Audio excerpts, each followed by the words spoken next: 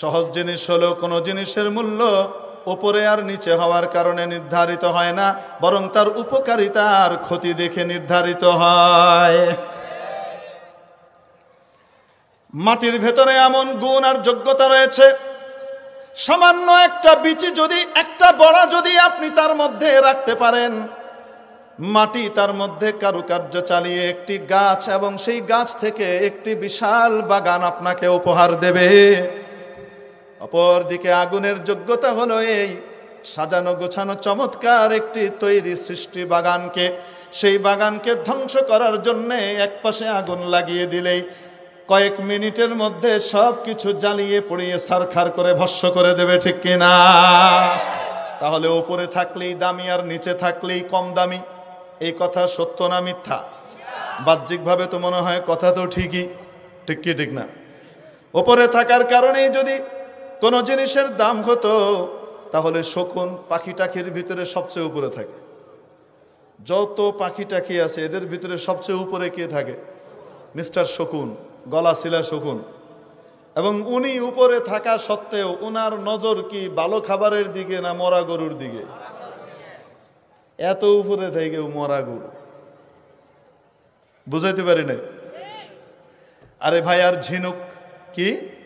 ঝিনুক দেখতে খরখরে, অত সুন্দরও না, থাকে নিচে, পানির তলে একদম নিচে থাকে, কিন্তু এই ঝিনুক এভাবে উপর দিকে এসে হাঁ করে তাকিয়ে থাকে আকাশের বৃষ্টি পাওয়ার জন্যে। নিচে থাকলেই অধম, উপরে থাকলেই উত্তম, এটা এই যুক্তিটা কোনো সময় ঠিক হতে পারে না, ঠিক কি ঠিক না? খাতামুল ফুকাহা ওয়াল মুহাদ্দিসিন ইমামুল আসর আল্লামা আনওয়ার শাহ কাশ্মীরি রহমাতুল্লাহ আলাইহির সাথে এক খ্রিস্টান পাদ্রীর মোনাজারা হয়। কার সাথে? খ্রিস্টান পাদ্রীর সাথে। পাদ্রীও বিশাল পাদ্রী, আল্লামা আনোয়ার শাহ কাশ্মীরিও অনেক বড় আলিম, ফটোজেনিক মেমোরির অধিকারী ছিলেন। কোনো কিছু একবার দেখলে একবার শুনলে মুখস্থ হয়ে যেত। নিজেই বলেছেন, अगर किसी मजमून पर सरसरी तौर पर नजर पड़ गई है तो अल्हम्दुलिल्लाह बाकायदे सफहात 15 साल तक याद रह जाता है। কোনো বিষয় যদি ভাষাভাবে পড়ে গেছি, দ্রুত গভীরভাবে পড়ে যায়নি, ওই রকম বিষয় আল্লাহর রহমতে 15 বছর পর্যন্ত পৃষ্ঠা নম্বর, লাইন নম্বর সহকারে মুখস্থ থাকে। এবং এটা শুধু মুখের কথা ছিল না, ক্লাসে যখন উনি পড়াতেন, পড়ানোর সময় যেই কিতাবের উদ্ধৃতি আসতো, রেফারেন্স বুকের যে উদ্ধৃতি দিতেন, সেই উদ্ধৃতি দেখে দেখে না মুখস্থ বলতেই থাকতেন। যখন বলতে থাকতেন তো পৃষ্ঠার পর পৃষ্ঠা বলে যাচ্ছেন, এরকম ছিল। और अगर किसी मजमून पर 2 मरतबा नजर पड़ गई, अल्हम्दुलिल्लाह अब तक तो नहीं भूला हूं और उम्मीद है खुदावंदे कुद्दूस की जात गिरामी पर कि इंशाअल्लाह मौत तक नहीं भूलूंगा। এত বড় আলিম ছিলেন হযরত আনোয়ার শাহ কাশ্মীরি রহমাতুল্লাহ আলাইহির সাথে মুনাজারা কার? খ্রিস্টান পাদ্রীর। পাদ্রীও ওই রকম পাদ্রী, বাপ রে বাপ, ইংল্যান্ডের সবচেয়ে সেরা পাদ্রী। হিন্দুস্তানকে খ্রিস্টান বানানোর দায়িত্ব দিয়ে তাকে পাঠানো হয়েছে। সে এখানে এসে প্রথমেই হিন্দি এবং উর্দু ভাষায় পাণ্ডিত্য অর্জন করেছে কঠিনভাবে, ভালো কবিও হয়ে গেছে উর্দুতে। এখন মুনাজারার ভিতরে বলছে সে, মাওলানা আনোয়ার শাহ কাশ্মীরি, আপনার ব্যাপারে শুনেছি আপনি জাদরেল আলেম এবং বড় ভাষাবিদও, অতএব আসেন আমার সাথে আপনার মুনাজারার বিতর্ক হবে কাব্যের ভাষায়। আমরা একে অপরকে কাব্য দিয়ে জবাব দেব, প্রশ্ন করব, জবাব দেব। হযরত কাশ্মীর রহমতুল্লাহ আলাইহি বললেন, ওকে, ঠিক আছে। এখন ও বাচ্চা দলিল দেয়। দলিলটা কি বোঝার জন্য আগে বুঝে নেন। খ্রিস্টানদের দাবি হলো হযরত ঈসা আলাইহিস সালামকে শুলিতে চড়িয়ে হত্যা করা হয়েছে, নাউজুবিল্লাহ। আর আল্লাহ তাআলা বলেন কোরআনে কারিমে, মুসলমানরাও তাই বলে, ওয়ামা কাতালুহু ওয়ামা সালাবুহু, তারা না ঈসাকে হত্যা করতে পেরেছে, না হযরত ঈসাকে তারা শুলিতে চড়াতে পেরেছে, ওয়ালাকিন শুব্বিহা লাহুম, তাদেরকে একটি বিভ্রান্তির ভিতরে ফেলে দেওয়া হয়েছে, মতিভ্রম ঘটেছে।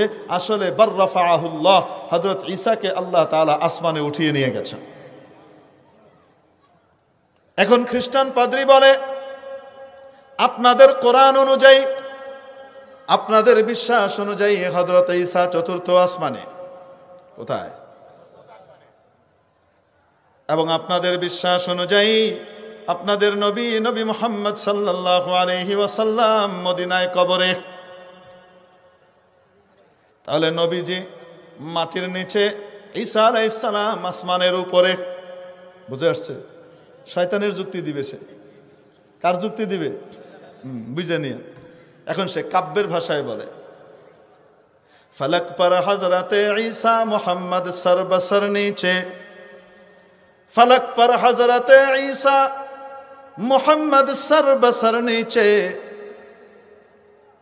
আসমানের উপরে হযরত ঈসা আর মোহাম্মদ তো মাটির নিচে। এ কথা বলে শেষ করার সাথে সাথে এক মুহূর্ত দেরি করেন নাই আনোয়ার শাহ কাশ্মীরি। তার রাগ আর ওজনের সাথে সাথেই জবাব দিয়ে দিলেন, ये दरिया है नबूवत का हुबाबो पर गहर नीचे, फलक पर हजरत ईसा मोहम्मद सर बसर नीचे, ये दरिया है नबूवत का हुबाबो पर गहर नीचे। আরে তুমি তো বেকুব, বুঝতে পারলা না উপর নিচ এটা তো ঠিক আছে, কিন্তু বুঝলা না এটা তো নবুয়তের নদী, এটা তো নবুয়তের সাগর। নবুয়তের সাগরের মধ্যে দেখা যায় ফটকাগুলা উপরে থাকে, মুক্তাগুলা নিচে থাকে। নিচে থাকে মুক্তা, সাগরের তলদেশে মুক্তা, আর সাগরের উপরে পানির উপরে থাকে ফটকা। ঠিক কি ঠিক না?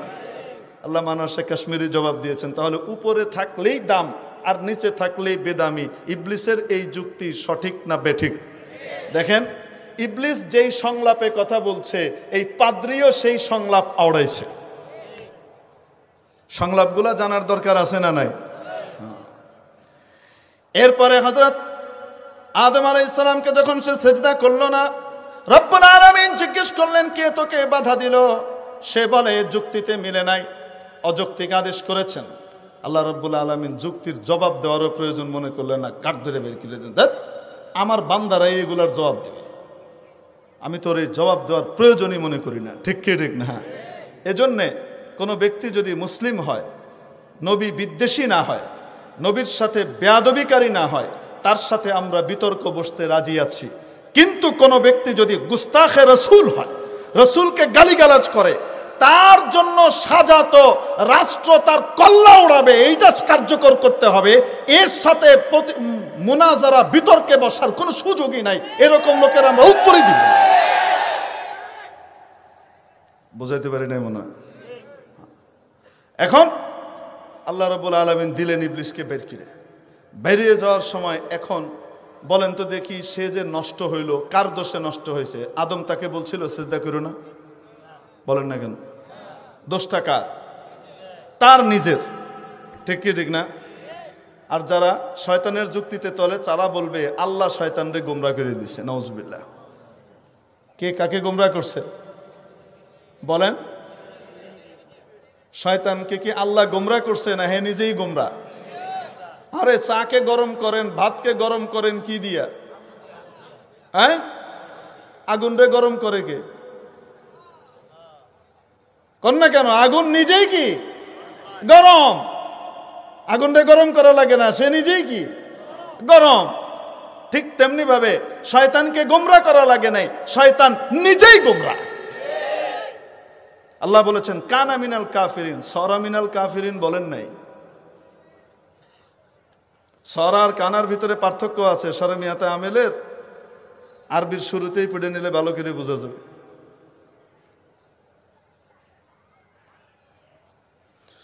অবশ্য আমার কপাল, পড়ার পর থেকে এই পর্যন্ত পড়ানোর তৌফিক এই কিতাব আর হইল না। কানা সরার পার্থক্য আছে না নাই? কানা যাইদুন আলিমান, সরা যাইদ, কানা যাইদুন জাহিলান, বরং সরা যাইদুন জাহিলান।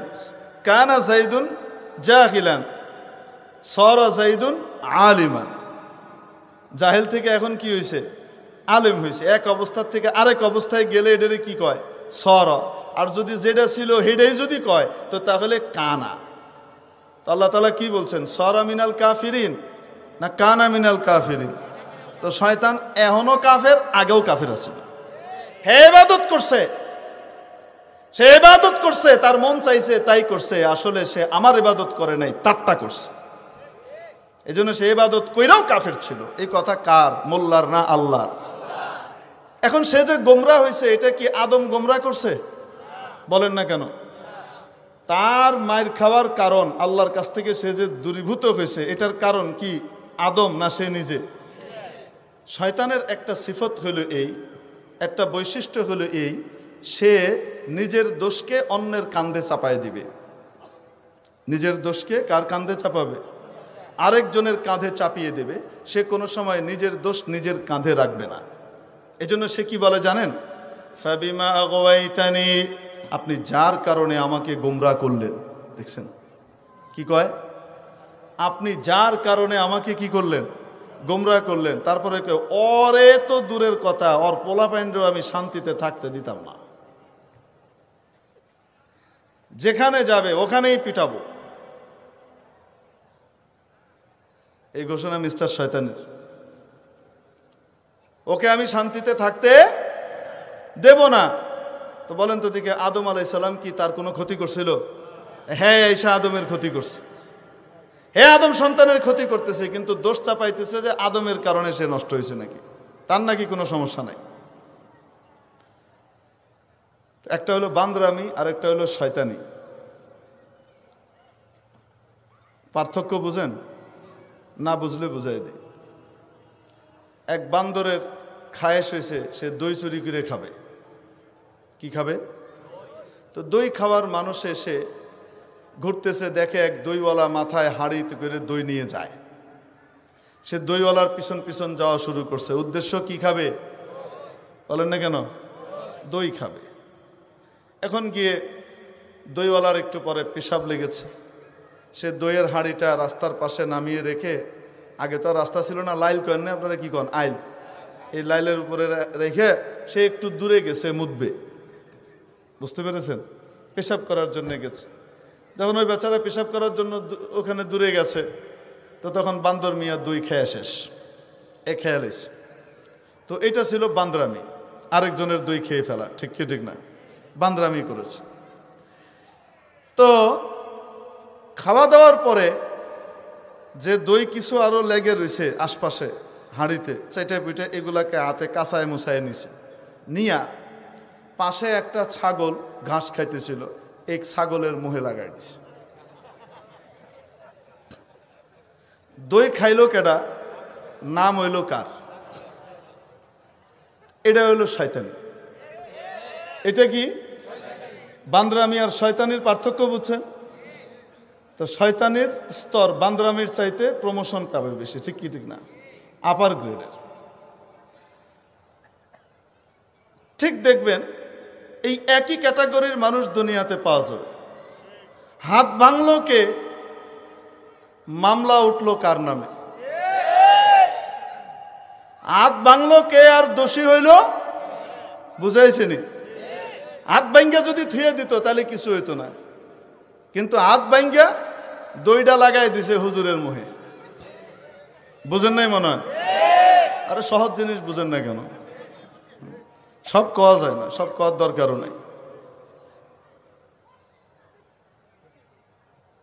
হুজুর ভিডিও ফুটেজ? আরে ভিডিও ফুটেজে ইউকাযযিবুকুম। ভিডিও ফুটেজে আমরা দেখতে পাইতেছি বায়া বায়া বায়া বায়া দুইজন উঠতেছে। ঠিক কি ঠিক না? মোড়া না চিক্কুন?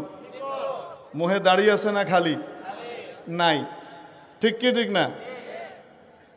2 দিন পরে ধরা পড়লো তারা কি চিক্কুন না মোড়া? মুহে দাঁড়িয়ে আয়া পড়ছে। কন্যা গেরে। তাহলে ভিডিও ফুটেজে বলতেছে দই খাইছে বান্দরে, লাগাই দিছে আরেকজনের মুহে। বুঝেন না মনে হয়? ঘটনা ঘটলো 3 তারিখ, ভিডিও ফুটেজে তারিখ 5।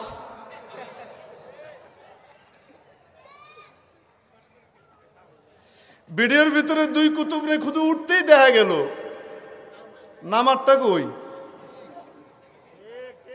কন্যা গেরে। আসেন আমরা আদম আলাইহিস সালামের কাছে চলে যাই। শয়তান মিয়া এখন বলতেছে, যার কারণে আপনি আমাকে গোমরাহ করলেন লাআকউদান্না লাহুম, আমি ওদের লেগে বইয়া থাকবো রাস্তায় ওৎপাইতা। আপনার সিরাতাকাল মুস্তাকিম, আপনার যে সোজা রাস্তা আছে ওই রাস্তায় আমি বইয়া থাকবো, আমি দেখবো ওই রাস্তা দিয়ে ওরা যায় কেমনে, অগরে আমি ঘুরাইয়া জাহান্নামের রাস্তায় নিবই নিব। লাআকউদান্না লাহুম, অবশ্যই অবশ্যই আমি বসে থাকবো আপনার সোজা রাস্তায়। আর এরপরে কি করব জানেন?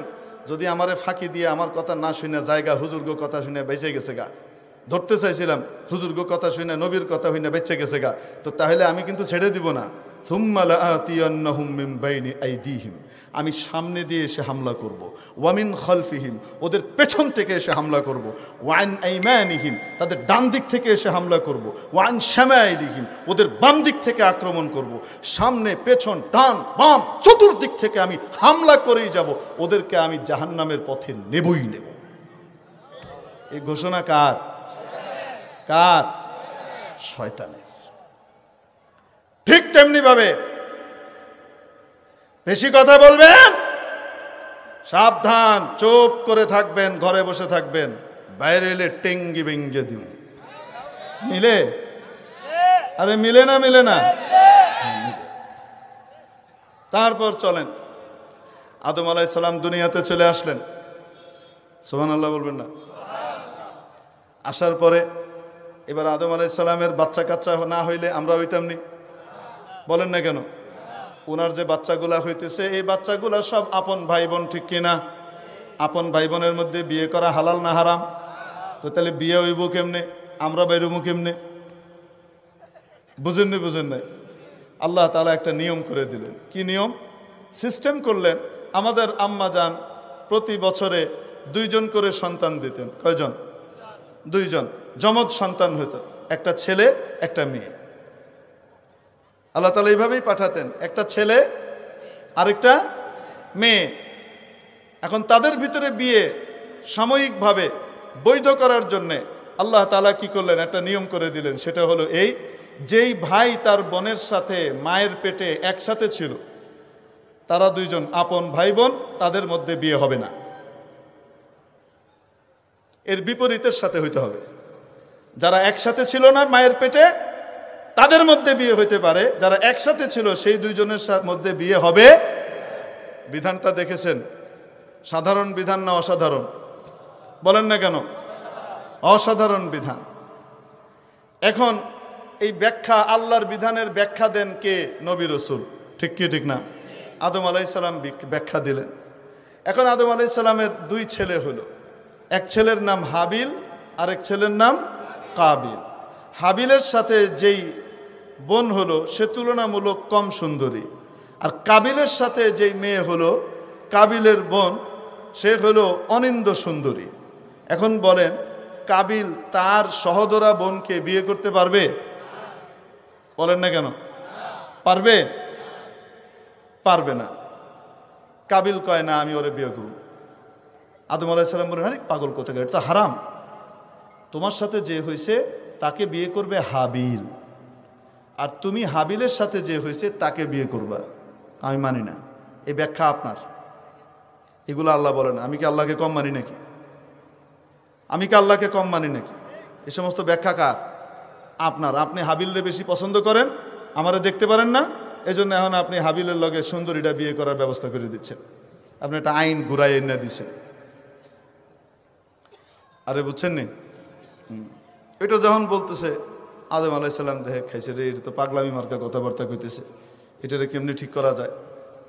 দেখবেন বর্তমান আমলেও যারা আসলে আল্লাহকে অস্বীকার করে, তারা কোনো সময় বলে না যে আমি আল্লাহকে মানি না, কোরআনকে মানি না। বরং তারা দেখায় আল্লাহকে, রসুলকে, কোরআনকে তারা সবচেয়ে বেশি মানে। তারা সঠিক ইসলাম মানে। ইসলাম মানে শান্তি, শান্তির ধর্ম তারা মানে। তারা কোনো রকমের মিছিল মিটিংয়ে যাইতে রাজি নেই। বুঝেন কি বুঝেন না? এই টাইপের কথাবার্তা তারা বলবে। তবে আমি আল্লাহকে মানি, কিন্তু হুজুররা যে ব্যাখ্যা দেয় কোরআনের সেটা মানি না। হুজুররা কোরআন কি বোঝে? হুজুররা কি কোরআন বোঝে? হুজুর তো মাদ্রাসায় গেছে পিঠা খাইতে খাইতে। আর আমি পিঠা না খাইয়ে বাড়ির ভিতরে বসে আলিফ বা তাসা জিম হা খা পেড়ে ফেলছি, তাই না? হুজুররা কি বুঝে? এগুলো বুঝবুদ্ধির লোকের কথা না। যখন বলছে তখন মনে হয় আকল জাগা মতো ছিল না, ঠিক কি ঠিক না? আল্লাহ সহি বুঝ দেখ বলে না আমিন। এই লোকটা এমনি ভালো, কিন্তু ওই সময় মাথা ঠিক ছিল না। তো যাই হোক, তো বলতেছে এই ব্যাখ্যা আপনার, এটা আমি মানি না। হযরত আদম আলাইহিস সালাম বলেন এই ব্যাখ্যাই সহি, তুমি উল্টাপাল্টা বললে তো হবে না। না, আমি এগুলা মানি না। আদম আলাইহিস সালাম একটা কৌশল করলেন, বললেন ঠিক আছে, কার ব্যাখ্যা ঠিক, হাবিলেরটা না তোমারটা, এটা নির্ণয় করার জন্য একটা পরীক্ষা হোক।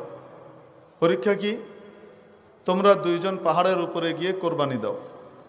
ওই যুগের নিয়ম ছিল, যার কোরবানি কবুল হতো আসমান থেকে আগুন এসে তার কোরবানিটাকে নিয়ে যেত। আরে বুঝেন নাই? ওই যুগে আল্লাহ তাআলার নিয়ম ছিল, যার কোরবানি কবুল হতো আসমান থেকে আগুন আসতো, এসে ওই কোরবানিকে কি করত? নিয়ে যেত। তো যারটা নিয়ে যাবে সে ঠিক। হযরত আদম আলাইহিস সালাম তো জানেনই কাবিলেরটা নেওয়া হবে না। এখন দুইজন কোরবানি দিয়েছে। কোরবানি দেওয়ার পরে আসমান থেকে আগুন আসলো, হাবিলের কোরবানি নিয়ে গেল, যে আদম আলাইহিস সালামের ব্যাখ্যা মানে, তার কোরবানি নিয়ে গেল। কাবিলের কোরবানি আসমানের আগুন নিল না। তাহলে কাবিল যে উল্টা পথে আছে এটা প্রকাশ হয়েছে কি হয় নাই? হওয়ার পরেও কাবিল এখন মানতে রাজি না। কাবিল কয়, তোর কারণে আমি ওরে বিয়ে করতে পারতেছি না, অতএব আমার কোরবানি কেন কবুল হইল না এটার জন্য তুই দায়ী। লাখ তোলার না, আমি তোকে মেরে ফেলবো। আমি তোকে কি করব? মেরে ফেলবো। কে বলতেছে? কাবিল বলতেছে। হযরত হাবিল বলেন, পাগল কোথাকার, তোর কোরবানি কবুল হয় নাই কেন? এটার দোষ কি আমার নাকি? আমারটা কেন হইল? আমি আল্লাহকে ভয় করি, আল্লাহকে ভালোবাসি, আল্লাহ যা বলেন তাই মানতে চাই, আর আল্লাহ তাকওয়াওয়ালাদের কোরবানি কবুল করেন। ইন্নামা ইয়াতাকাব্বালুল্লাহু মিনাল মুত্তাকিন, যেই তাকওয়া অবলম্বন করবে আল্লাহ তাআলা তার কোরবানি নেবেন। অতএব তুমিও নিজেকে শুধরাও, শুধরিয়ে তুমিও আল্লাহকে ভয় করো, আল্লাহর কথা মানো, নবীর কথা মানো, তাহলে তুমিও কি হবা? সফল হবা, তোমার কোরবানিও আল্লাহ কবুল করবেন। হেকে আমি এত কিছু বুঝি না, আমি তোকে মারবই। হযরত হাবিল রাদিয়াল্লাহু তাআলা আনহু বলতেছেন, যদি তুমি আমাকে মারতে চাও, আমার দায়িত্ব ছিল তোমাকে বোঝানো। তুমি আমাকে মারার জন্য হাত বাড়াইলেও আমি তোমাকে মারার জন্য হাত বাড়াবো না। আমার দায়িত্ব ছিল তোমাকে সঠিক কথা বলে দেওয়া। মানা না মানা, মানানো এটা আমার দায়িত্ব না। লাস্তা আলাইহিম বিমুসাইতির, আমি দারোগা না যে তোমার পিটাই পিটাই মানাবো। আমার দায়িত্ব ছিল বুঝাই দেওয়া, আমি বুঝাই দিছি। তুমি আমাকে মারতে চাইলেও, হাত বাড়াইলেও আমি হাত বাড়াবো না। বুঝাইতে পারছি? এই কথা হাবিল বলে দিলেন। এখন আসেন, হাবিল ছিলেন আল্লাহর দলের, ঠিক কি ঠিক না? কাবিল কার দলে? শয়তানের দলে। এবার সংলাপ মিলান, লাখ তুলান না, আমি তোকে মেরে ফেলবো, ঘাড় মটকে দেব। মিলে?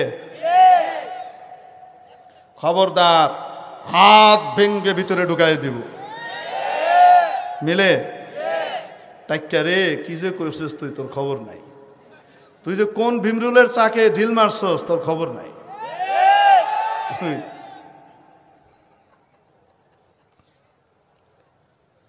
আল্লাহু আকবার। আল্লাহ হেদায়েত নসিব করেন বলে আমিন। মিলে কি মিলে না? আলেমরা বলেন, ওদিকে কিছু হলুদ সাংবাদিক আছে না নাই? কিছু ভালো আছে, কিছু শয়তানও আছে। শয়তানগুলা কি চাইতেছে? সরকার আর মাওলানা সাহেবরা মারামারি কেন করে না? সরকার কেন এখনো মাওলানা সাহেবদের কি পিটাচ্ছে না? আমরা হাতটা ভেঙে দিলাম, কলজায় আঘাত দিলাম, তারপরেও দই লাগাই দিলাম হুজুর গো গায়ে, তারপরেও সরকার হুজুর করে পিটায় না। ব্যাপারটা কি? আরে বুঝে আসছে না? আসে নাই?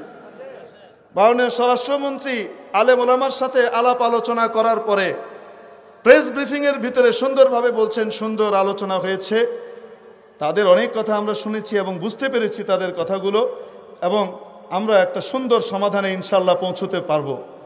এরা যখন দেখে খাইছে রে, এরা কি কইতেছে, তার মানে কি আপনারা নতজানু হয়ে গেছেন, আপনারা তাদের কাছে নতি স্বীকার করেছেন মাননীয় মন্ত্রী, এটাই তো বলতে চান, মানে আপনারা আর করবেন না। দেখছেন নি, মাননীয় মন্ত্রীর চাইতেও শেখ সাহেবের ভালোবাসা এদের বেশি। প্রধানমন্ত্রী কেন মৌলানা সাহেবদেরকে পিটাইতেছে না, এজন্য তাদের গায়ে জ্বালা পড়া শুরু হয়ে গেছে। তার মানে প্রধানমন্ত্রীর চাইতেও প্রধানমন্ত্রীর বাবার জন্য মায়া এদের বেশি।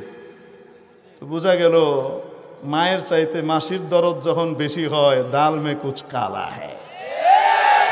এরা হলো ওই শক্তি যারা বঙ্গবন্ধুকে এদেশে 5টা বছর আরামে থাকতে দেয় নাই, গোটা দেশটাকে জালুত জালুত জালুত জালু করে অগ্নিগর্ভে পরিণত করেছিল, ঠিক কি ঠিক না? এরা ওই শক্তি যারা নাকি আজকে ভুল পাল্টিয়ে আপনার দলে আর ওর দলে এদিক ওদিক যোগদান করে পিঠ বাঁচাচ্ছে, যারা ওই সময় বলেছিল শেখ সাহেবের চামড়া দিয়ে ডুগডুগি বাজাবে, ঠিক কি ঠিক না? এরা ওই শক্তি যারা নাকি শেখ সাহেবের হত্যার ইন্তেকালের পরে ট্যাঙ্কের উপরে উঠে নাচানাচি করেছিল, ঠিক কি ঠিক না? অতএব এদেশের ইসলামের শত্রু, দেশের শত্রু, জনগণের শত্রু আওয়ামী লীগও না, বিএনপিও না, জাতীয় পার্টি না, এদেশের দেশ স্বাধীনতা সার্বভৌমত্বের শত্রু হলো পরজীবী বাম রাম পন্থীরা।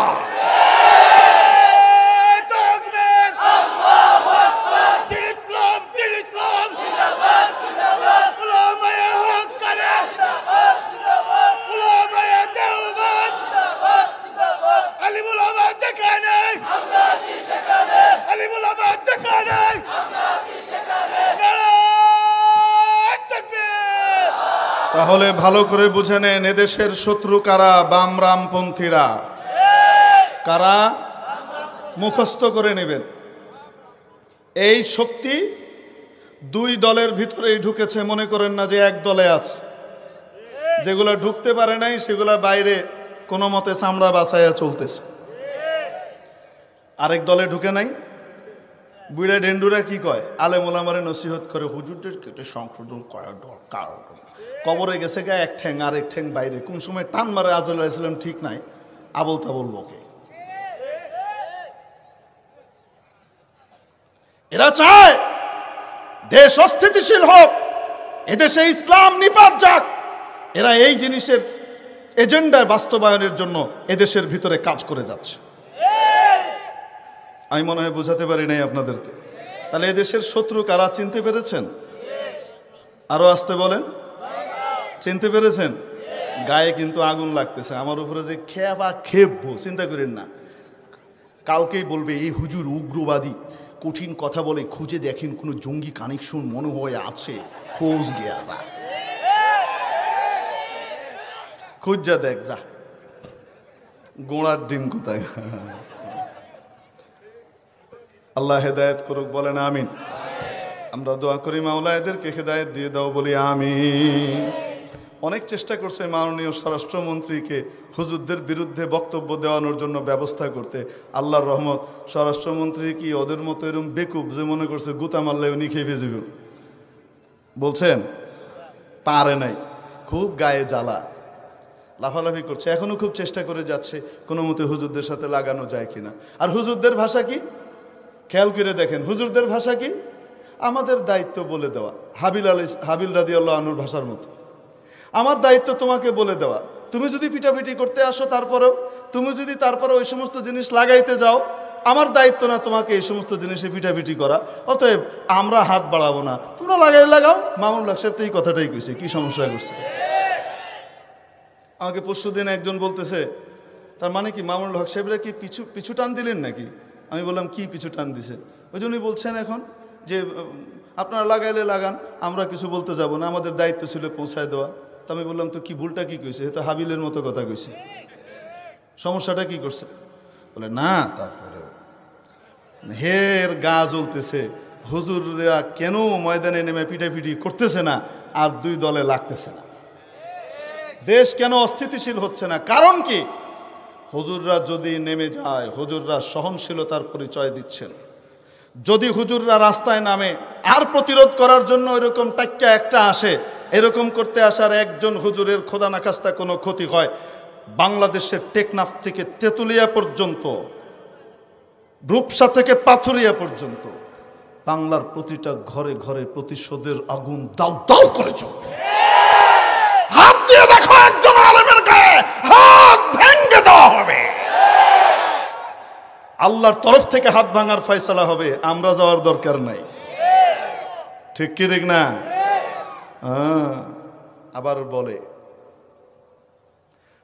আমাদের কাছ থেকে চামড়া নিয়ে দান নিয়ে আমরা কি তৈরি করছি, আমাদের কাছ থেকে খাচ্ছে, টেবিল বসিয়ে চান্দা করছে মসজিদের জন্য, মাদ্রাসার জন্য। বলছে কি বলছে না? কার সাথে কথাটা মিলে বলবো নাকি আপনাদেরকে? হযরত মুসা আলাইহিস সালাম যখন ফিরে এসে ফেরাউনকে দাওয়াত দিলেন, ফেরাউন কি বলে জানেন? লাবিস্তা ফিনা ওয়ালিদা ওয়া লাবিস্তা ফিনা মিন উমরিকা সিনিন ওয়া ফাআলতা ফা'লাতাক আল্লাতী ফাআলতা ওয়া আনতা মিনাল কাফিরিন। একদমই টাক্কিয়ার ভাষায় কইতেছে, একদম হুবহু সেম মিলতেছে। কি বলতেছে? তুমি আমাদের কাছে খেয়ে পরে বড় হয়েছো, আমাদের খেয়ে বড় হয়েছো। লাবিস্তা ফিনা ওয়ালিদা, জন্মের পর থেকে তোমাকে পেলেছি আমরা, খেয়েছো আমার কাছে, বড় হয়েছো আমার টাকায়, এখন আমার বিরুদ্ধে কথা বলো।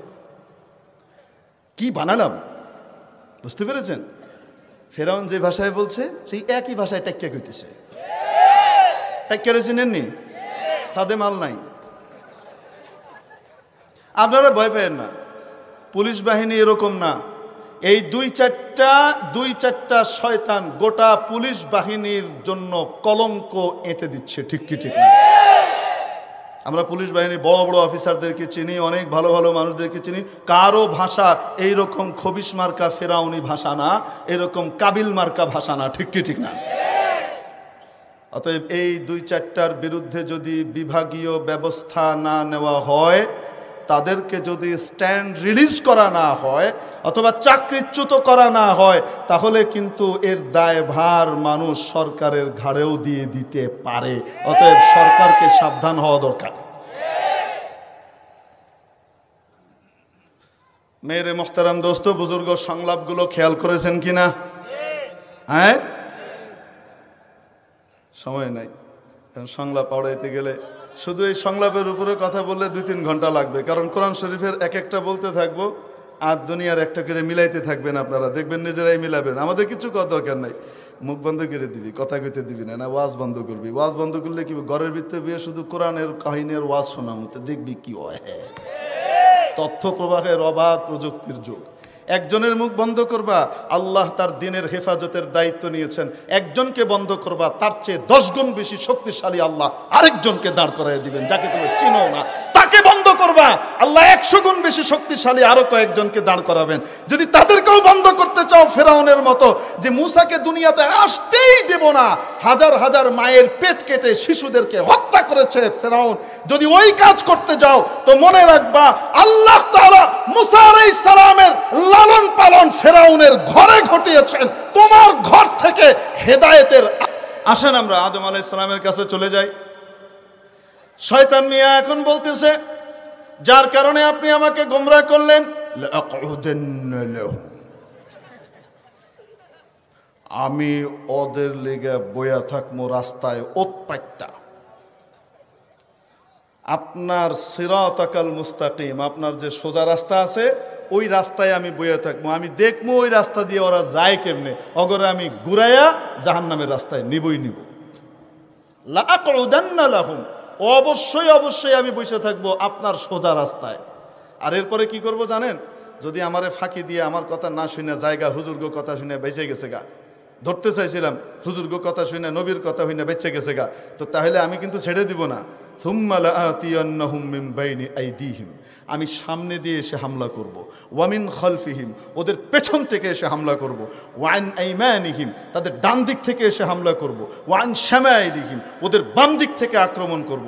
সামনে পেছন ডান বাম চতুর্দিক থেকে আমি হামলা করেই যাব, ওদেরকে আমি জাহান্নামের পথে নেবই নেব। এই ঘোষণা কার? কার? শয়তানের। ঠিক তেমনি ভাবে বেশি কথা বলবেন সাবধান, চুপ করে থাকবেন, ঘরে বসে থাকবেন, বাইরে এলে টেঙ্গি বেঙ্গে দিব। মিলে আরে মিলে না, মিলে না। তারপর চলেন, আদম আলাইহিস সালাম দুনিয়াতে চলে আসলেন। সুবহানাল্লাহ বলবেন না? আসার পরে এবার আদম আলাইহিস সালামের বাচ্চা কাচ্চা না হইলে আমরা হইতাম নি? বলেন না কেন? ওনার যে বাচ্চাগুলা হইতেছে, এই বাচ্চাগুলা সব আপন ভাই বোন, ঠিক কিনা? আপন ভাই বোনের মধ্যে বিয়ে করা হালাল না হারাম? তো তাহলে বিয়ে হইব কেমনে, আমরা বাইরবো কেমনে? বুঝেন নি? বুঝেন নাই? আল্লাহ তাআলা একটা নিয়ম করে দিলেন। কি নিয়ম? সিস্টেম করলেন। আমাদের আম্মা জান প্রতি বছরে 2 জন করে সন্তান দিতেন। কয়জন? 2 জন যমজ সন্তান হইতো, একটা ছেলে একটা মেয়ে। আল্লাহ তাআলা এইভাবেই পাঠাতেন, একটা ছেলে আরেকটা মেয়ে। এখন তাদের ভিতরে বিয়ে সাময়িকভাবে বৈধ করার জন্যে আল্লাহ তাআলা কি করলেন? একটা নিয়ম করে দিলেন। সেটা হলো এই, যেই ভাই তার বোনের সাথে মায়ের পেটে একসাথে ছিল, তারা 2 জন আপন ভাই বোন, তাদের মধ্যে বিয়ে হবে না। এর বিপরীতের সাথে হইতে হবে। যারা একসাথে ছিল না মায়ের পেটে, তাদের মধ্যে বিয়ে হইতে পারে। যারা একসাথে ছিল সেই 2 জনের মধ্যে বিয়ে হবে। বিধানটা দেখেছেন? সাধারণ বিধান না অসাধারণ? বলেন না কেন? অসাধারণ বিধান। এখন এই ব্যাখ্যা, আল্লাহর বিধানের ব্যাখ্যা দেন কে? নবী রাসূল। ঠিক কি ঠিক না? আদম আলাইহিস সালাম ব্যাখ্যা দিলেন। এখন আদম আলাইহিস সালামের 2 ছেলে হলো। এক ছেলের নাম হাবিল, আরেক ছেলের নাম কাবিল। হাবিলের সাথে যেই বোন হলো সে তুলনামূলক কম সুন্দরী, আর কাবিলের সাথে যেই মেয়ে হলো, কাবিলের বোন, সে হলো অনিন্দ্য সুন্দরী। এখন বলেন, কাবিল তার সহোদরা বোনকে বিয়ে করতে পারবে? বলেন না কেন? পারবে? পারবে না। কাবিল কয় না, আমি ওরে বিয়ে করব। আদম আলাইহিস সালাম বলেন, আরে পাগল কোথাকার, এটা তো হারাম। তোমার সাথে যে হয়েছে তাকে বিয়ে করবে হাবিল, আর তুমি হাবিলের সাথে যে হয়েছে তাকে বিয়ে করবা। আমি মানি না। এই ব্যাখ্যা আপনার। এগুলো আল্লাহ বলেন। আমি কি আল্লাহকে কম মানি নাকি? আমি কি আল্লাহকে কম মানি নাকি? এই সমস্ত ব্যাখ্যা কার? আপনার। আপনি হাবিলরে বেশি পছন্দ করেন, আমারে দেখতে পারেন না, এজন্য এখন আপনি হাবিলের লগে সুন্দরীটা বিয়ে করার ব্যবস্থা করে দিচ্ছেন। আপনি একটা আইন ঘুরাই এনে দিচ্ছেন। আরে বুঝছেন নি? এটা যখন বলতেছে, আদম আলাইহিস সালাম দেখে খাইছে, রে এটা তো পাগলামি মার্কা কথাবার্তা কইতেছে, এটারে কেমনি ঠিক করা যায়? দেখবেন বর্তমান আমলেও যারা আসলে আল্লাহকে অস্বীকার করে, তারা কোনো সময় বলে না যে আমি আল্লাহকে মানি না, কোরআনকে মানি না। বরং তারা দেখায় আল্লাহকে, রসুলকে, কোরআনকে তারা সবচেয়ে বেশি মানে। তারা সঠিক ইসলাম মানে। ইসলাম মানে শান্তি, শান্তির ধর্ম তারা মানে। তারা কোনো রকমের মিছিল মিটিংয়ে যাইতে রাজি নেই। বুঝেন কি বুঝেন না? এই টাইপের কথাবার্তা তারা বলবে। তবে আমি আল্লাহকে মানি, কিন্তু হুজুররা যে ব্যাখ্যা দেয় কোরআনের সেটা মানি না। হুজুররা কোরআন কি বোঝে? হুজুররা কি কোরআন বোঝে? হুজুর তো মাদ্রাসায় গেছে পিঠা খাইতে খাইতে, আর আমি পিঠা না খাইয়ে বাড়ির ভিতরে বসে আলিফ বা তাসা জিম হা খা পড়ে ফেলছি, তাই না? হুজুররা কি বুঝে? এগুলো বুঝবুদ্ধির লোকের কথা না। যখন বলছে তখন মনে হয় আকল জাগা মতো ছিল না। ঠিক কি ঠিক না? আল্লাহ সহি বুঝ দেখ, বলেন আমিন। এই লোকটা এমনি ভালো, কিন্তু ওই সময় মাথা ঠিক ছিল না। তো যাই হোক, তো বলতেছে এই ব্যাখ্যা আপনার, এটা আমি মানি না। হযরত আদম আলাইহিস সালাম বললেন, এই ব্যাখ্যাই সহি, তুমি উল্টাপাল্টা বললে তো হবে না। না, আমি এগুলা মানি না। আদম আলাইহিস সালাম একটা কৌশল করলেন। বললেন, ঠিক আছে, কার ব্যাখ্যা ঠিক, হাবিলেরটা না তোমারটা, এটা নির্ণয় করার জন্য একটা পরীক্ষা হোক। পরীক্ষা কি? তোমরা 2 জন পাহাড়ের উপরে গিয়ে কোরবানি দাও। ওই যুগের নিয়ম ছিল, যার কোরবানি কবুল হতো আসমান থেকে আগুন এসে তার কোরবানিটাকে নিয়ে যেত। আরে বুঝেন নাই? ওই যুগে আল্লাহ তাআলার নিয়ম ছিল, যার কোরবানি কবুল হতো আসমান থেকে আগুন আসতো, এসে ওই কোরবানিকে কি করত? নিয়ে যেত। তো যারটা নিয়ে যাবে সে ঠিক। হযরত আদম আলাইহিস সালাম তো জানেনই কাবিলেরটা নেওয়া হবে না। এখন 2 জন কোরবানি দিয়েছে। কোরবানি দেওয়ার পরে আসমান থেকে আগুন আসলো, হাবিলের কোরবানি নিয়ে গেল, যে আদম আলাইহিসসালামের ব্যাখ্যা মানে, তার কোরবানি নিয়ে গেল। কাবিলের কোরবানি আসমানের আগুন নিল না। তাহলে কাবিল যে উল্টা পথে আছে এটা প্রকাশ হয়েছে কি হয় নাই? হওয়ার পরেও কাবিল এখন মানতে রাজি না। কাবিল কয়, তোর কারণে আমি ওরে বিয়ে করতে পারতেছি না, অতএব আমার কোরবানি কেন কবুল হইল না, এটার জন্য তুই দায়ী। লাখ তোলার না, আমি তোকে মেরে ফেলবো, আমি তোকে কি করব? মেরে ফেলবো। কে বলতেছে? কাবিল বলতেছে। হযরত হাবিল বলেন, পাগল কোথাকার, তোর কোরবানি কবুল হয় নাই কেন? এটার দোষ কি আমার নাকি? আমারটা কেন হইল? আমি আল্লাহকে ভয় করি, আল্লাহকে ভালোবাসি, আল্লাহ যা বলেন তাই মানতে চাই, আর আল্লাহ তাকওয়াওয়ালাদের কোরবানি কবুল করেন। ইন্নামা ইয়াতাকাব্বালুল্লাহু মিনাল মুত্তাকিন, যেই তাকওয়া অবলম্বন করবে আল্লাহ তাআলা তার কোরবানি নেবেন। অতএব তুমিও নিজেকে শুধরাও, শুধরিয়ে তুমিও আল্লাহকে ভয় করো, আল্লাহর কথা মানো, নবীর কথা মানো, তাহলে তুমিও কি হবা? সফল হবা, তোমার কোরবানিও আল্লাহ কবুল করবেন। হেকে আমি এত কিছু বুঝি না, আমি তোকে মারবই। হযরত হাবিল রাদিয়াল্লাহু তাআলা আনহু বলতেছেন, যদি তুমি আমাকে মারতে চাও, আমার দায়িত্ব ছিল তোমাকে বোঝানো। তুমি আমাকে মারার জন্য হাত বাড়াইলেও আমি তোমাকে মারার জন্য হাত বাড়াবো না। আমার দায়িত্ব ছিল তোমাকে সঠিক কথা বলে দেওয়া। মানা না মানা, মানানো এটা আমার দায়িত্ব না। লাস্তা আলাইহিম বিমুসাইতির, আমি দারোগা না যে তোমার পিটাই পিটাই মানাবো। আমার দায়িত্ব ছিল বুঝাই দেওয়া, আমি বুঝাই দিছি। তুমি আমাকে মারতে চাইলেও, হাত বাড়াইলেও আমি হাত বাড়াবো না। বুঝাইতে পারছি? এই কথা হাবিল বলে দিলেন। এখন আসেন, হাবিল ছিলেন আল্লাহর দলের, ঠিক কি ঠিক না? কাবিল কার দলে? শয়তানের দলে। এবার সংলাপ মিলান, লাখ তুলান না, আমি তোকে মেরে ফেলবো, ঘাড় মটকে দেব। মিলে? খবরদার, হাত ভেঙ্গে ভিতরে ঢুকাই দিব। মিলে? টাইক্কা রে, কি যে করছিস তুই, তোর খবর নাই। তুই যে কোন ভীমরুলের চাকে ঢিল মারছস, তোর খবর নাই।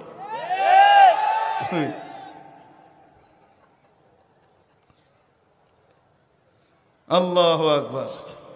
আল্লাহ হেদায়েত নসিব করেন বলে আমিন। মিলে কি মিলে না? আলেমরা বলেন, ওদিকে কিছু হলুদ সাংবাদিক আছে না নাই? কিছু ভালো আছে, কিছু শয়তানও আছে। শয়তানগুলা কি চাইতেছে? সরকার আর মাওলানা সাহেবরা মারামারি কেন করে না? সরকার কেন এখনো মাওলানা সাহেবদেরকে পিটাচ্ছে না? আমরা হাতটা ভেঙে দিলাম, কলজায় আঘাত দিলাম, তারপরেও দই লাগাই দিলাম হুজুর গো গায়ে, তারপরেও সরকার হুজুর করে পিটায় না। ব্যাপারটা কি? আরে বুঝে আসছে না? আসে নাই? মাননীয় স্বরাষ্ট্রমন্ত্রী আলেম ওলামার সাথে আলাপ আলোচনা করার পরে প্রেস ব্রিফিংয়ের ভিতরে সুন্দরভাবে বলছেন, সুন্দর আলোচনা হয়েছে, তাদের অনেক কথা আমরা শুনেছি এবং বুঝতে পেরেছি তাদের কথাগুলো, এবং আমরা একটা সুন্দর সমাধানে ইনশাল্লাহ পৌঁছতে পারবো। এরা যখন দেখে খাইছে রে, এরা কি কইতেছে, তার মানে কি আমরা আপনারা নতজানু হয়ে গেছেন, আপনারা তাদের কাছে নতি স্বীকার করেছেন মাননীয় মন্ত্রী, এটাই তো বলতে চান, মানে আপনারা আর করবেন না। দেখছেন নি, মাননীয় মন্ত্রীর চাইতেও শেখ সাহেবের ভালোবাসা এদের বেশি। প্রধানমন্ত্রী কেন মাওলানা সাহেবদেরকে পিটাইতেছে না? এজন্য তাদের গায়ে জ্বালা পড়া শুরু হয়ে গেছে। তার মানে প্রধানমন্ত্রীর চাইতেও প্রধানমন্ত্রীর বাবার জন্য মায়া এদের বেশি। তো বোঝা গেল, মায়ের চাইতে মাসির দরদ যখন বেশি হয়, ডাল মে কুছ কালা হ্যায়। এরা হলো ওই শক্তি যারা বঙ্গবন্ধুকে এদেশে 5টা বছর আরামে থাকতে দেয় নাই, গোটা দেশটাকে জালুত জালুত জালুত জালুত করে অগ্নিগর্ভে পরিণত করেছিল, ঠিক কি ঠিক না? এরা ওই শক্তি যারা নাকি আজকে ভুল পাল্টিয়ে আপনার দলে আর ওর দলে এদিক ওদিক যোগদান করে পিঠ বাঁচাচ্ছে, যারা ওই সময় বলেছিল শেখ সাহেবের চামড়া দিয়ে ডুগডুগি বাজাবে, ঠিক কি ঠিক না? এরা ওই শক্তি যারা নাকি শেখ সাহেবের হত্যার ইন্তেকালের পরে ট্যাঙ্কের উপরে উঠে নাচানাচি করেছিল, ঠিক কি ঠিক না? অতএব এদেশের ইসলামের শত্রু, দেশের শত্রু, জনগণের শত্রু আওয়ামী লীগও না, বিএনপিও না, জাতীয় পার্টি না, এদেশের দেশ স্বাধীনতা সার্বভৌমত্বের শত্রু হলো পরজীবী বাম রামপন্থীরা।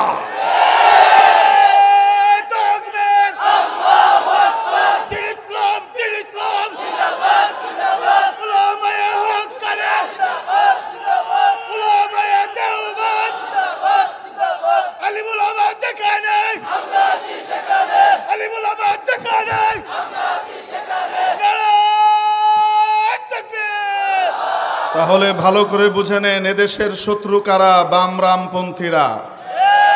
কারা? মুখস্থ করে নেবেন। এই শক্তি দুই দলের ভিতরেই ঢুকেছে, মনে করেন না যে এক দলে আছে। যেগুলো ঢুকতে পারে নাই সেগুলো বাইরে কোনো মতে চামড়া বাঁচাইয়া চলতেছে। আরেক দলে ঢুকে নাই। বুড়া ডেন্ডুরা কি কয়? আলেম ওলামারে নসিহত করে, হুজুরদের কেটে সংশোধন করা দরকার। কবরে গেছে গা এক ঠ্যাং আরেক ঠ্যাং বাইরে, কোন সময় টান মারে আজরাইল আলাইহিস সালাম ঠিক নাই, আবল তাবল বকে। এরা চায় দেশ অস্থিতিশীল হোক, এদেশে ইসলাম নিপাত যাক। এরা এই জিনিসের এজেন্ডার বাস্তবায়নের জন্য এদেশের ভিতরে কাজ করে যাচ্ছে। আমি মনে হয় বুঝাতে পারি নাই আপনাদেরকে। তাহলে এদেশের শত্রু কারা চিনতে পেরেছেন? আরো আসতে বলেন, চিনতে পেরেছেন? গায়ে কিন্তু আগুন লাগতেছে। আমার উপরে যে খেবা খেপবো চিন্তা করেন না। কালকেই বলবে এই হুজুর উগ্রবাদী, কঠিন কথা বলে, খুঁজে দেখেন কোনো জঙ্গি কানেকশন মনে হয় আছে, খোঁজ গিয়া যা, খুঁজ যা দেখ যা, গোড়ার ডিম কোথায়। আল্লাহ হেদায়েত করুক, বলেন আমিন।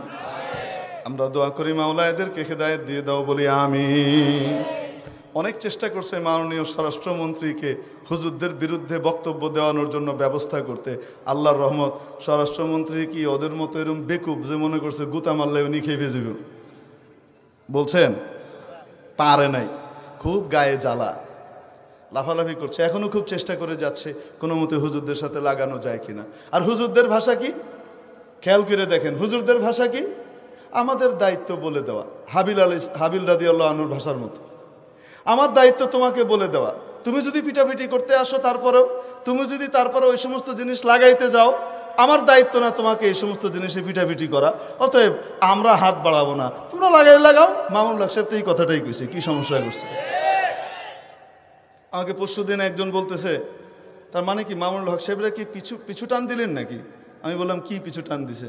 ওই জন্যই বলছেন এখন যে আপনারা লাগাইলে লাগান, আমরা কিছু বলতে যাব না, আমাদের দায়িত্ব ছিল পৌঁছায় দেওয়া। তা আমি বললাম তো কি ভুলটা কি কইছে? এ তো হাবিলের মতো কথা কইছে, সমস্যাটা কি করছে? বলে না, তারপরে হের গা জ্বলতেছে, হুজুররা কেন ময়দানে নেমে পিটাপিটি করতেছে না আর দুই দলে লাগতেছে না, দেশ কেন অস্থিতিশীল হচ্ছে না? কারণ কি? হুজুররা যদি নেমে যায়, হুজুররা সহনশীলতার পরিচয় দিচ্ছেন। যদি হুজুররা রাস্তায় নামে আর প্রতিরোধ করার জন্য এরকম টাক্কা একটা আসে, এরকম করতে আসার একজন হুজুরের খোদা না খাস্তা কোনো ক্ষতি হয়, বাংলাদেশের টেকনাফ থেকে তেতুলিয়া পর্যন্ত, রূপসা থেকে পাথুরিয়া পর্যন্ত বাংলার প্রতিটা ঘরে ঘরে প্রতিশোধের আগুন দাউ দাউ করে চলবে। হাত দিয়ে দেখো একজন আলেমের গায়ে হাত ভেঙে দেওয়া হবে, আল্লাহর তরফ থেকে হাত ভাঙার ফয়সালা হবে, আমরা যাওয়ার দরকার নাই। ঠিক কি ঠিক না? আবার বলে আমাদের কাছ থেকে চামড়া নিয়ে, দান নিয়ে আমরা কি তৈরি করছি?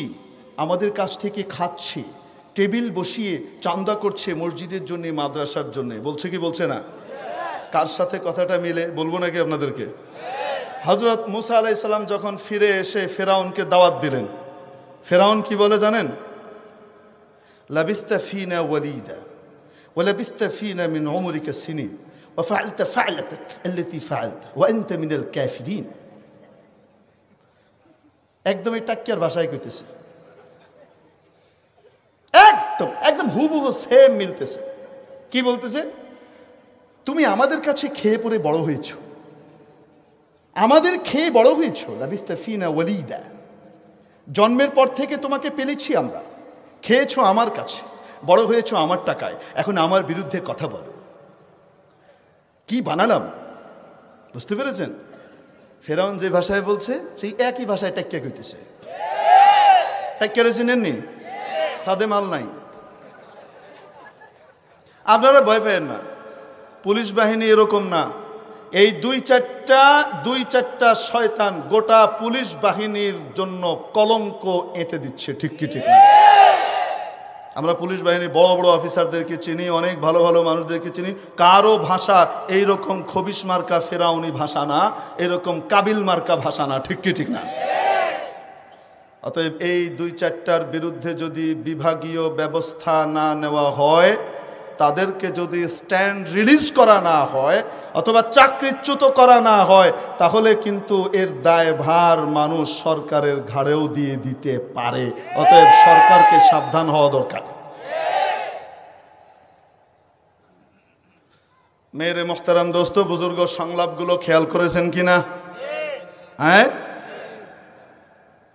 সময় নাই, সংলাপ পড়াইতে গেলে শুধু এই সংলাপের উপরে কথা বললে 2-3 ঘন্টা লাগবে, কারণ কোরআন শরীফের এক একটা বলতে থাকবো আর দুনিয়ার একটা করে মিলাইতে থাকবেন। আপনারা দেখবেন নিজেরাই মিলাবেন, আমাদের কিছু করার দরকার নাই।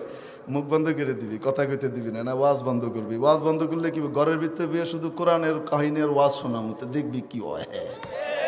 তথ্য প্রবাহের অবাধ প্রযুক্তির যুগ। একজনের মুখ বন্ধ করবা, আল্লাহ তার দিনের হেফাজতের দায়িত্ব নিয়েছেন। একজনকে বন্ধ করবা, তার চেয়ে 10 গুণ বেশি শক্তিশালী আল্লাহ আরেকজনকে দাঁড় করাই দিবেন, যাকে তুমি চিনো না। তাকে বন্ধ করবা, আল্লাহ 100 গুণ বেশি শক্তিশালী আরো কয়েকজনকে দাঁড় করাবেন। যদি তাদেরকেও বন্ধ করতে চাও ফেরাউনের মতো, যে মুসাকে দুনিয়াতে আসতেই দেব না, হাজার হাজার মায়ের পেট কেটে শিশুদেরকে হত্যা করেছে ফেরাউন, যদি ওই কাজ করতে যাও তো মনে রাখবা আল্লাহ তাআলা মুসা আলাইহিস সালামের লালন পালন ফেরাউনের ঘরে ঘটিয়েছেন। তোমার ঘর থেকে হেদায়েতের আলোকবর্তিকা তৈরি হবে, দেখবা। কার বিরোধিতা করবা? সবচেয়ে বড় মূর্তি বানানেওয়ালা, ভাস্কর্য বানানেওয়ালা, রাষ্ট্রীয় পুরস্কার প্রাপ্ত আজহার, সে যখন মূর্তির পক্ষে সবচেয়ে বড় অবস্থান নিয়েছে, আল্লাহ রাব্বুল আলামিন তার ঘরেই ইব্রাহিম আলা নবিয়িনা ওয়া আলাইহিস সালামকে তৈরি করেছে। এজন্য এত সোজা না ফেরাউনের পথে যাওয়া, মাহফিল বন্ধ করা। এই সমস্ত পরামর্শ যারা সরকারকে দেয়, এরা দেশের শত্রু, জাতির শত্রু, সরকারের শত্রু। আল্লাহ তাআলা আমাদেরকে বুঝার তৌফিক নসিব করেন। সংলাপগুলো আমাদের হুজুরদের কাছ থেকে আরো শুনে নেবেন। আমি শুধু তো আপনাকে নিয়মটা বলে দিলাম, এই নিয়মের উপরে আপনি এখন একটার পর একটা বাইর করতে থাকেন। আল্লাহ তাআলা কবুল করেন। ওয়া মা আলাইনা ইল্লাল বালাগ। আসসালামু আলাইকুম ওয়া রাহমাতুল্লাহি ওয়া বারাকাতুহু।